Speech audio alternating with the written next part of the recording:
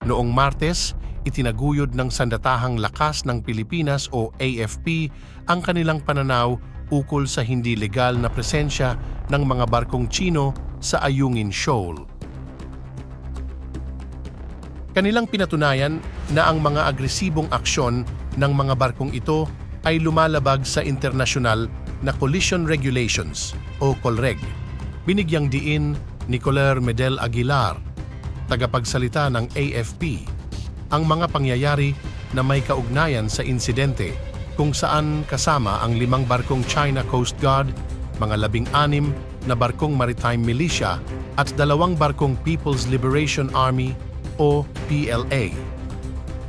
Ipinagdiinig niya ang makabuluhang ebidensyang ipinakita sa mga video at litrato at inilahad ang pangangailangan na ipagpatuloy ang pagpapamahagi ng mga dokumentong ito sa publiko upang matiyak ang komprehensibong pag-unawa sa kamakailang banggaan ng isang barkong CCG at isang sasakyang Pilipino sa panahon ng karaniwang Rotation and Resupply o ROR mission sa Ayungin Shoal na nangyari noong nakaraang linggo.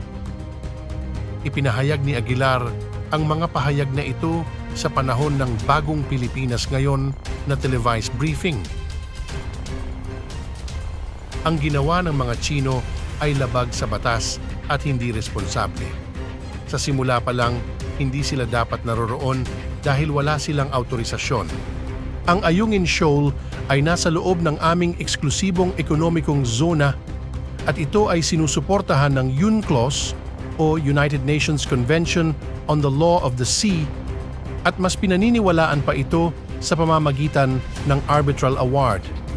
Ito ay paglabag sa mga collision regulations dahil sila'y nagpakita ng kawalan ng responsibilidad, dagdag pa niya. Sinabi ni Medel na bukas ang AFP sa anumang posibilidad ng pagpapamahagi ng patrolya sa karagatan sa mga lugar na may alitan kasama ang mga kaalyadong bansa.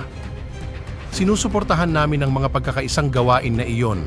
Sa katunayan, ang mga pagsasanay at ehersisyo na ginagawa namin ay bahagi nito dahil sa aming magkatulad na mga prinsipyo, paniniwala at mga posisyon hinggil sa ilang mga issue.